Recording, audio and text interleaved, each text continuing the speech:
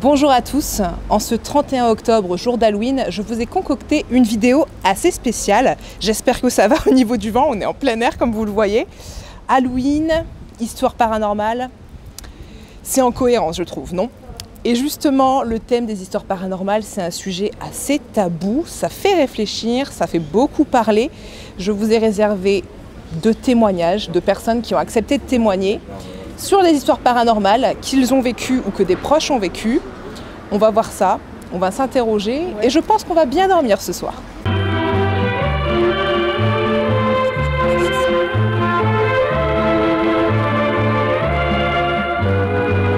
Alors avant de rentrer dans le vif du sujet, j'ai trouvé pertinent de vous donner une espèce de définition du mot esprit. Ici on va parler d'entité dans les histoires qui vont suivre, mais moi je fais volontairement le choix de vous donner la définition que des esprits, c'est-à-dire anciens humains entre guillemets. Après bien sûr, je vous ai dit, il y a d'autres types d'entités, ça sera sûrement évoqué dans les histoires qui vont suivre, mais moi je ne vais pas en parler ici, libre à vous de faire vos propres recherches. Alors pour vous énoncer cette définition, j'ai pris le livre Plantes et encens de purification d'Arnaud Tully aux éditions Alliance Magique. Donc ce n'est pas une définition de moi je suis vraiment très neutre dans toute cette vidéo et je ne fais que écouter ou dire ce que d'autres personnes disent. Donc pour le mot esprit, un esprit est la rémanence énergétique et spirituelle d'un ancien être vivant ayant existé sur notre plan et qui, bien que décédé, continue à subsister dans les plans subtils les plus proches du plan physique. Si la plupart des personnes qui décèdent continuent naturellement leur chemin vers l'inconnu de l'au-delà, un certain nombre d'esprits ne parviennent pas à s'émanciper de leur ancienne vie terrestre et se mettent alors aérés dans un espace très proche du plan que nous occupons, où ils peuvent parfois être ressentis par les humains ayant des facultés plus développées. Ils peuvent même, dans certaines conditions, interagir sur le plan physique. Diverses raisons peuvent être à l'origine de cette stagnation sur les couches énergétiques les plus proches de notre plan physique. Les plus courantes sont les morts violentes, l'attente d'une personne proche, un trop grand matérialisme, la volonté de protéger ceux encore vivants, une incapacité à se détacher de leur vie passée, etc. Il est bon de rappeler ici que l'énorme majorité des esprits ne sont absolument pas mauvais ni dangereux pour nous. Cependant, ce n'est pas toujours le cas et certaines peuvent poser problème. De tels cas sont généralement connus et alimentent les mythes et légendes urbaines et deviennent normes aux yeux du public. Et puis dernière chose, disclaimer, c'est une vidéo pour Halloween, pour le divertissement.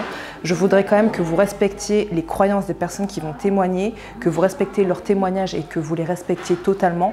Moi ici je suis neutre, je ne donne pas mon avis, je ne dis même pas si j'y crois ou pas. Que vous y croyez ou non, c'est libre à vous, mais respectez cette vidéo qui est, je le rappelle, du divertissement. C'est Halloween, histoire paranormale, ça va ensemble. Maintenant que tout ça est dit, on avance dans la vidéo.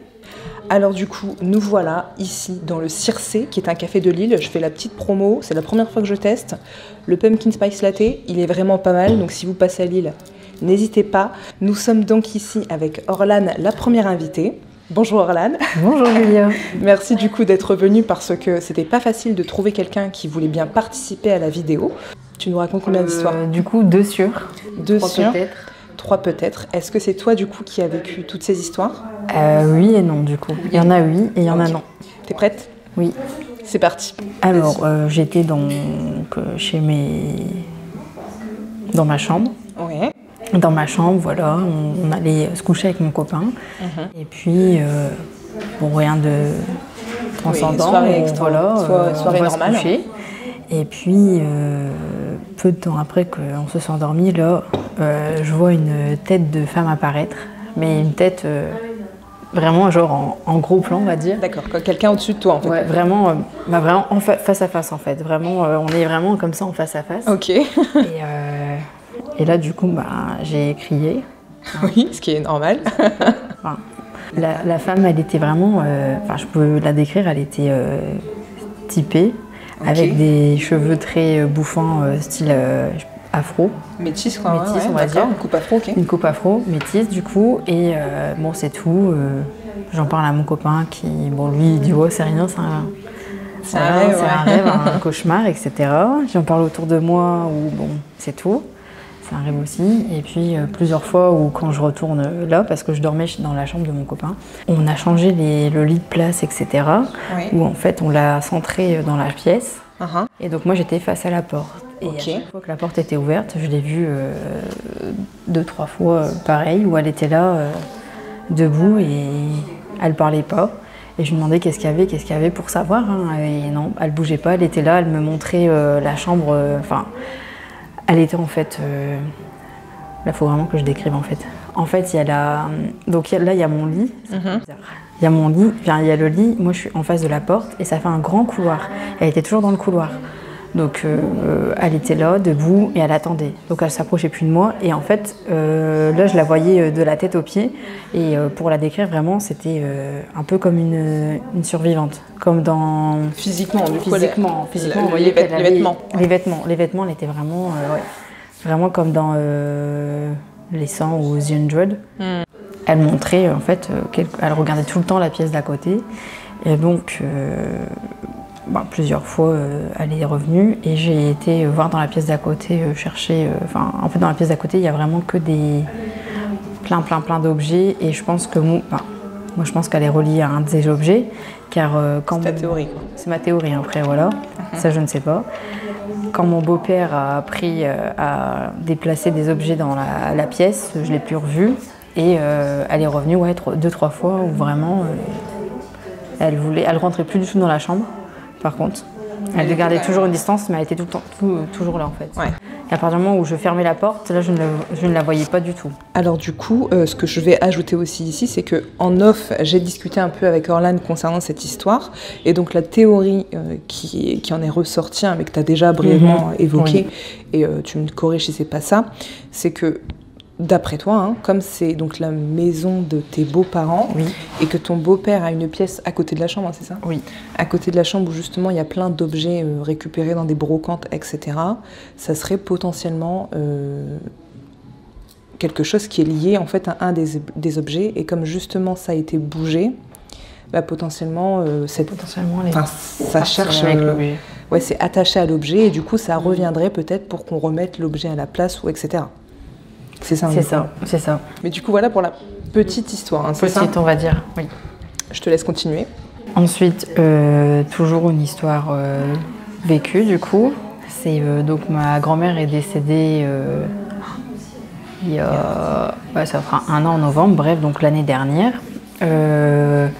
Donc elle est décédée... c'est tout, un arrêt brutal, voilà. Voilà, oui. Et donc on a la maison à s'occuper, etc. Et on a la voiture. Enfin, en fait, ma grand-mère a 2 voitures, celle de mon grand-père plus la sienne. Et moi, je prenais souvent la voiture de mon grand-père pour aller me déplacer. Et je suis partie toujours chez mes beaux-parents, mais du côté de la belle-mère, du coup. Là, j'étais chez le beau-père, là maintenant je vais chez la belle-mère. Donc du coup, j'ai pris la voiture. Donc je suis partie de chez ma grand-mère, donc sa maison où elle habitait. Et de là, je suis partie chez mes beaux-parents. Et le soir, la voiture était garée dehors, pas de problème, etc. Et le soir, au moment où on va se coucher, là en fait, on se trouve dans une pièce, on va dire vraiment pour vous imaginez tout en long, vraiment tout en long, où vous avez le bureau à l'entrée, vous montez 3 petites marches et tout vraiment dans le fond, vous avez le lit et l'armoire, etc. Et donc on était là, mon copain dormait, moi j'étais sur TikTok. Et puis en fait, il faisait tout noir vraiment, donc c'était vraiment que la lumière du téléphone qui ressortait. Et en fait, j'ai commencé à sentir une présence, c'était vraiment bizarre. Et plus... en fait, je sentais quelque chose qui se ravançait jusqu'à ce que vraiment je sente les mains sur le lit. Et donc j'avais l'impression que vraiment les mains au bout du lit et que sur le côté, donc vraiment juste ici, qu'il y avait quelqu'un près de toi. Près de moi, vraiment. Donc du coup, panique à bord aussi. Je réveille mon copain, réveille-toi, allume la lumière, il y a quelqu'un. Bien sûr, quand on allume, il n'y a personne.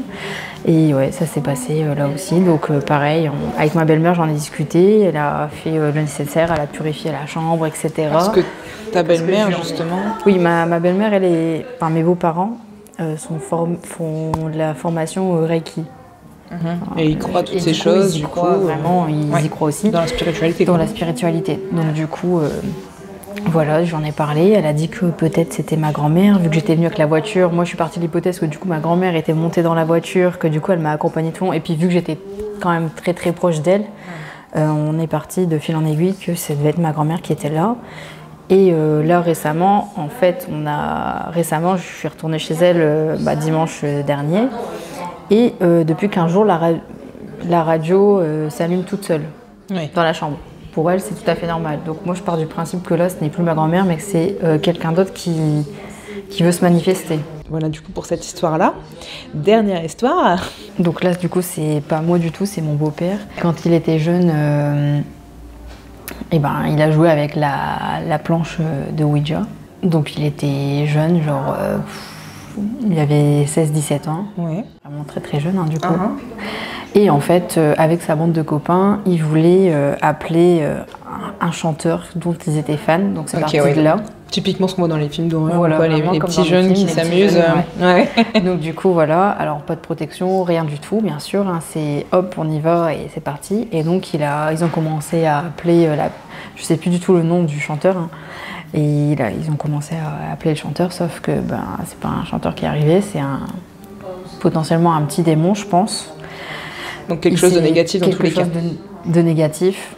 Et en fait, c'est tout, ils ont fait ça, ils ont eu des réponses sans plus, et ils sont rentrés chacun chez eux, et sauf qu'en fait, au fur et à mesure des semaines qui ont passé, mon beau-père sentait un mal en lui, et il m'expliquait qu'il avait des envies de meurtre, de tuer le chien en fait. Ok, ouais. Et il m'expliquait que ça a duré, et sa mère elle disait mais c'est pas possible. Donc sa mère est très catholique. Tout doucement c'était pas grand chose, juste au jour où il a vraiment mis un coup de pied dans le chien. Bon il est pas mort en soi, mais... Okay. Et donc à partir de là, c'est là qu'il a pris conscience de certaines choses. Oui, il s'est dit, non, c'est pas possible, c'est que vraiment, au début, il les croyait pas, et puis il y a quelque chose qui cloche. Il dit là, il y a quelque chose qui cloche, et sa mère aussi. Il est parti, du coup, sa mère l'a emmené à l'église. Il allait de base déjà à l'église, mais là, du coup, il allait quasiment au moins 3 fois dans la semaine pour prier, etc., pour demander pardon, etc., tout ça. Okay. Jusqu'à ce que voir carrément le prêtre pour l'exorciser, en fait. D'accord, ok. Donc, c'est arrivé à là, c'était pas bien méchant quand il m'expliquait ça, mais ça aurait pu peut-être grandir et dégénérer, ouais. D'accord. Et quand il a fait ça, qu'il s'est fait exorciser, ça s'est calmé. Ça s'est calmé, et depuis il a plus touché à ça, et ça l'a calmé aussi là-dessus. Ouais. C'était intéressant, puis on a eu un peu de tout, un peu de fantômes, d'autres choses. Voilà, comme quoi la hantise, entre guillemets, peut venir d'un peu de tout et sous différentes formes. Donc du coup, voilà pour le témoignage d'Orlan. Donc encore une fois, merci beaucoup.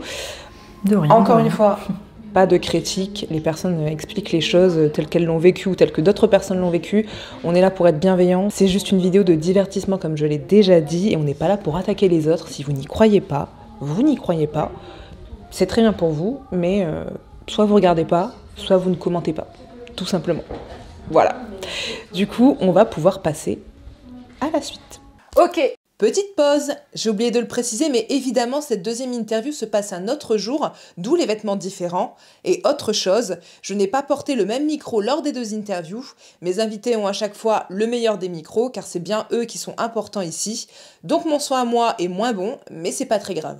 Retour à la vidéo et à un invité de marque. Du coup, 3e intervenant, Jules Corvus de la chaîne Corvus Oraculum.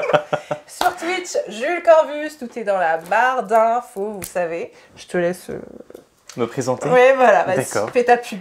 Alors du coup, comme elle vient de le dire, Jules Corvus. Donc qu'est-ce que je fais? Alors je suis cartomancien, j'ai commencé sur YouTube il y a à peu près 2 ans. Et sur ma chaîne, je présente des reviews de tarot, je fais parfois des tirages d'énergie de la semaine, ou je faisais un moment des trucs mensuels par signe astrologique. J'aime bien parler de tout ce qui est ésotérisme de manière générale, au-delà de la cartomancie. Et depuis que j'ai créé mon contenu Twitch, je fais pas mal de gaming aussi, parce que de base c'était ma passion numéro 1, donc du gaming et de la cartomancie. C'est un petit peu mon credo. Voilà, et il a aussi du coup, donc il a un Twitch, il a un Discord également, tout est là, et du coup la chaîne YouTube qui était là en premier, mais tout est intéressant, donc n'hésitez pas à venir, hein, c'est dans le lien. Merci. Voilà, donc du coup, tu as 2 histoires à nous raconter, c'est ça? Alors oui, bon après une beaucoup plus petite et une vachement plus spectaculaire. Ok, en fait. Alors on commence par la petite, ok, et après tu nous en mets plein les yeux, vas-y. Donc en gros, les deux se sont passés quand j'étais plus ou moins petit, hein, quand j'étais quand même assez jeune, autour des 8-10 ans, pas plus. Je me souviens pas exactement de l'âge que j'avais. Ça date et avec les années, on finit par oublier petit à petit. Mais le principal reste quand même bien ancré.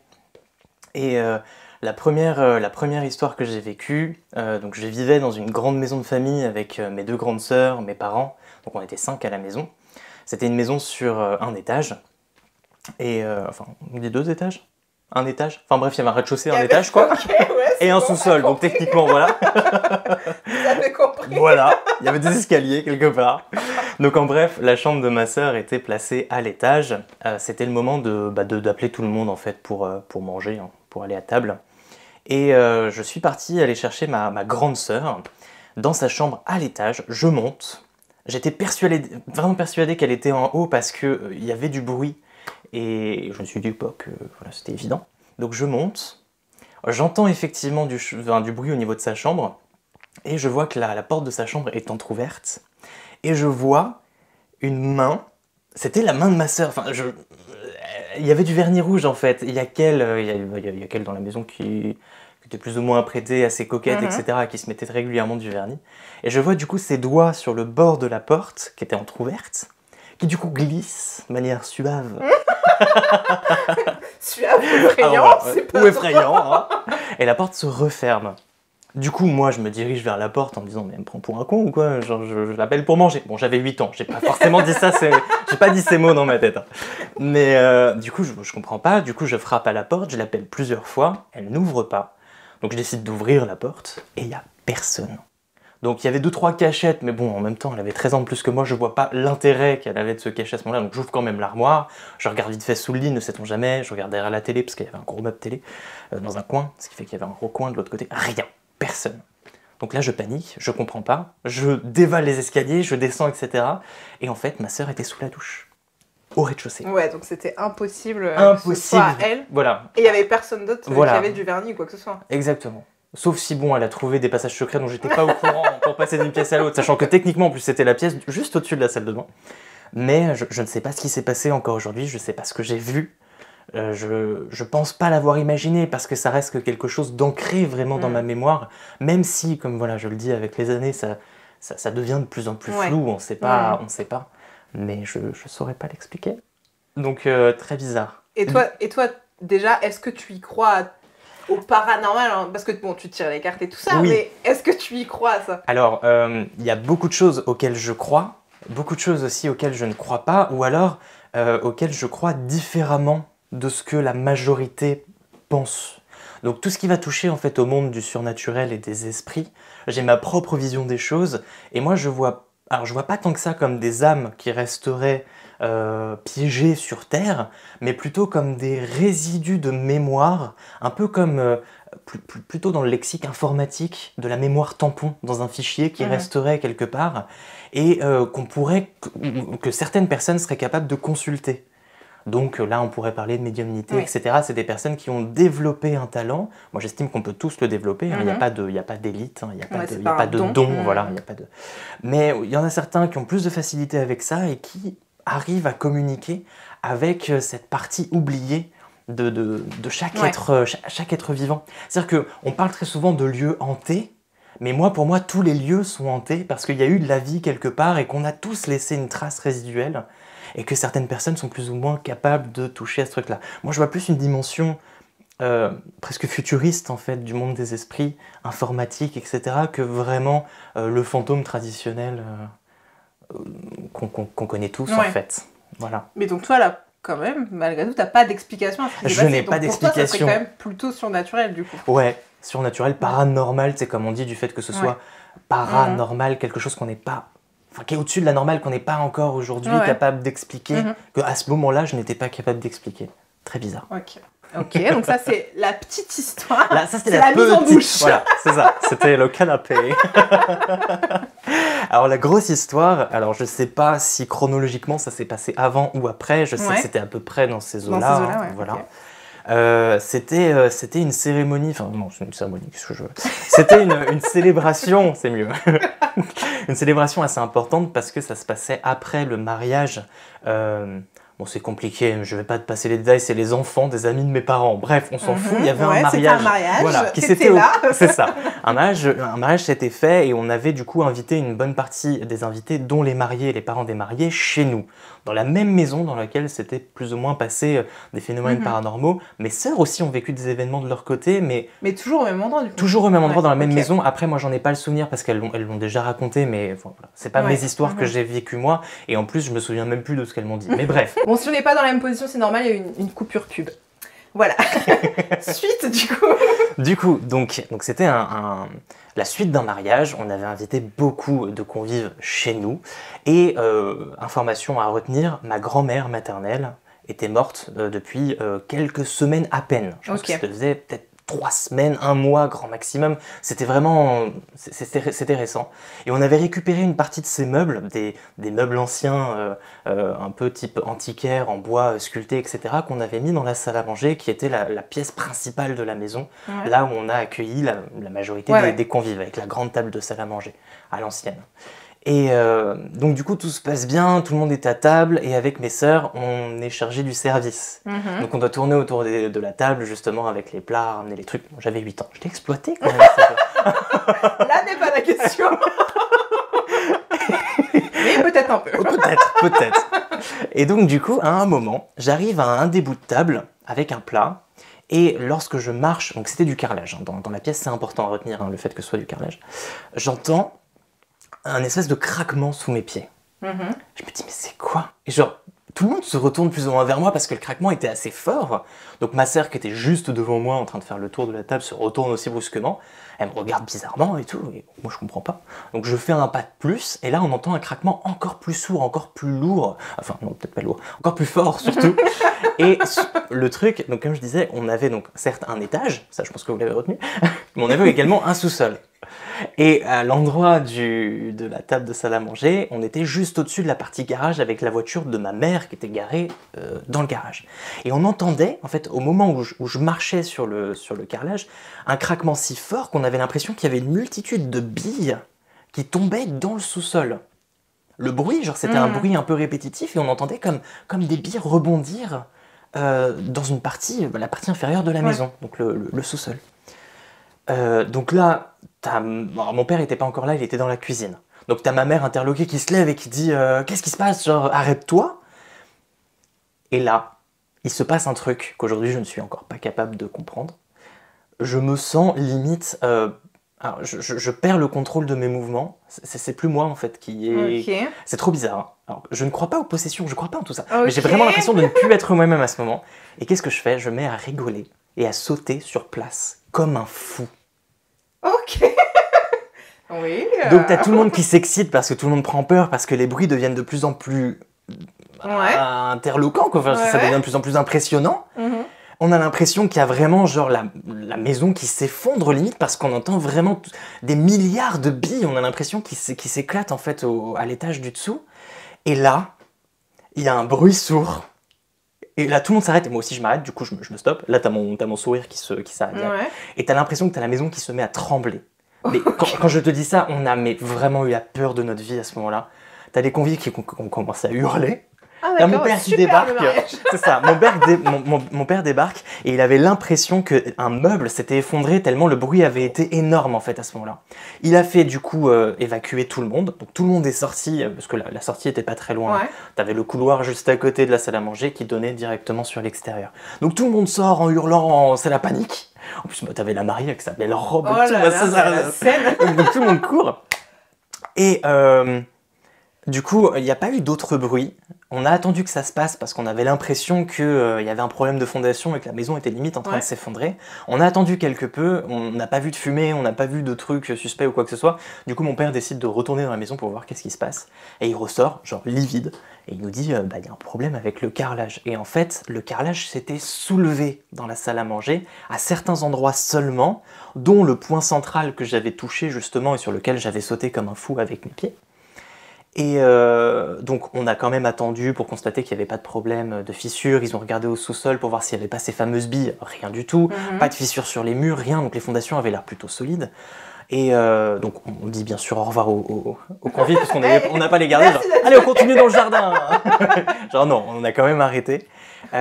Et en déplaçant la table et en retirant les différents les carreaux de carrelage, j'ai fait une contraction. En retirant les différents carreaux de carrelage, on s'est retrouvé sur le cul parce que ça faisait une forme de croix parfaite. Oh, une croix chrétienne, donc c'est-à-dire pas juste un X, vraiment une croix avec la barre transversale plus haute d'un des deux côtés, et aucune idée de savoir si c'était une croix à l'endroit ou à l'envers. Ouais, c'est ça qui est... Sachant que le côté le plus bas, c'est-à-dire l'intersection de la croix se faisait le plus proche de la baie vitrée, parce qu'il y avait une immense baie vitrée le long de cette salle à manger qui était tout en longueur. Donc techniquement, si on la prend côté lumière, c'était une croix à l'envers. Oh. Donc très très flippant. Ouais. Et mes parents ont appris par la suite, en regardant les plans en fait de la maison, etc., à obtenir des informations. Enfin, ils ont fait quelques recherches et ils sont tombés sur une information très très intéressante.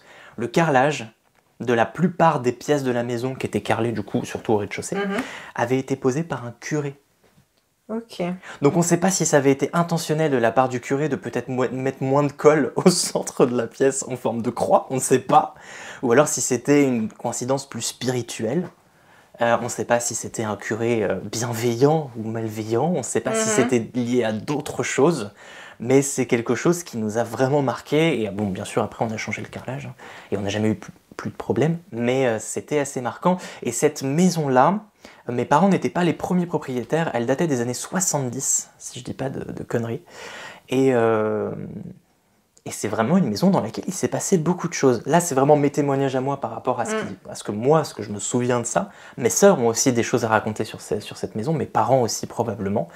Mais à l'heure d'aujourd'hui, c'est des choses qu'on n'arrive pas à expliquer et ça nous a marqués. Et vous aviez pas eu des échos ou quoi, qu'il y avait eu des morts ou quoi dans la maison? Non, du tout, enfin rien de Après, particulier. Si c'est une vieille maison, oui, peut-être qu'il y a des choses toujours y avoir des choses. Voilà, qui n'ont jamais été dites. Même la croix. C'était impressionnant, de ouf. Même si c'est un curé, pourquoi il met une croix? Non mais c'est ça. Et puis pourquoi cette nécessité de vouloir bénir, même si c'était bienveillant, tu vois, si ça partait d'une bonne intention, pourquoi? Oui, bah on préfère qu'elle soit à l'endroit déjà, la croix. Ouais, déjà. Mais après peut-être que par rapport à l'inclinaison nord-sud, ça j'ai pas vérifié, peut-être qu'elle était à l'endroit finalement.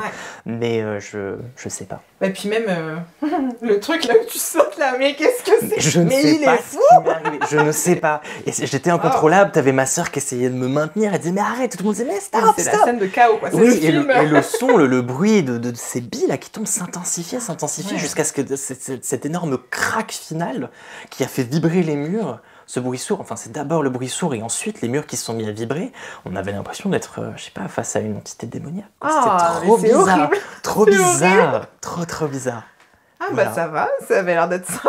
Et cette maison, du coup comme on en parlait hors champ au moment où Takam... Il y a eu la coupure. Cette maison m'a pendant très longtemps obsédée, où je la voyais dans mes rêves, j'y retournais dans mes rêves, mais pas pour des rêves sympas, beaucoup plus pour du cauchemar en fait en soi. Il s'y passait beaucoup de choses bizarres. Jusqu'à il n'y a pas longtemps, et là ça fait un petit moment que je fais plus de rêves dans cette maison. Mais comme il leur parle, peut-être que... Je sais pas. Après je me dis, bon, j'y ai quand même vécu 16 ans de ma vie. Marque et tout, Donc c'est vraiment la maison dans laquelle j'ai habité le plus longtemps. Et après donc ça peut possible. être que des cauchemars quoi, liés à ça, ça fait je peut-être pense. pas dire... Mais peut-être que si. Mais comme je disais, je pense qu'on imprègne de l'énergie dans tous les lieux que l'on visite. Et il y avait pas mal de négativité dans cette maison par rapport à plein d'antécédents, etc., liés à ma famille et tout. Donc je pense que ça s'est pas mal imprégné les murs et ça finit par avoir un impact physique. Quoi. Oui, enfin quand même. C'est le carrelage. Ouais, non. La maison qui tremble. C'est ça. Voilà quoi, c'est pas sympathique. Impressionnant. Vraiment, ils ont dû passer un beau mariage. Des bons souvenirs. Non mais en plus ce qui est marrant c'est qu'en plus quand j'avais réévoqué cette anecdote là, mariage, enterrement, deux événements qui se passent dans une église à peu de choses près. Est-ce que c'est pas justement parce que c'est une célébration de base un peu religieuse aussi, que justement tu vois qu'il y avait une manifestation, ça réveillait quelque chose, je sais pas. Mais c'est vraiment très bizarre et ça fait peur. C'est pas de la coïncidence, c'est plus de la coïncidence en fait à ce stade. Ouais, là c'est bizarre. Même toi qui est un peu... Moi qui suis relativement terre à terre là, je ne saurais pas. Comme quoi. Mm. Eh ben merci. Je t'en prie. Je vous laisse méditer là-dessus. Du coup, c'est ici que se termine cette vidéo. Voilà, c'est sympathique. Peut-être des possessions, c'est pas ce qui Non, s'est on va passé. éviter. Hein. On va éviter. Je le regarde avec un œil différent. Non, ça va bien se passer. Et puis, joyeux Halloween. Hein. Voilà. Joyeux Et Halloween. je vous dis à très bientôt pour une prochaine vidéo. Ciao. Ciao.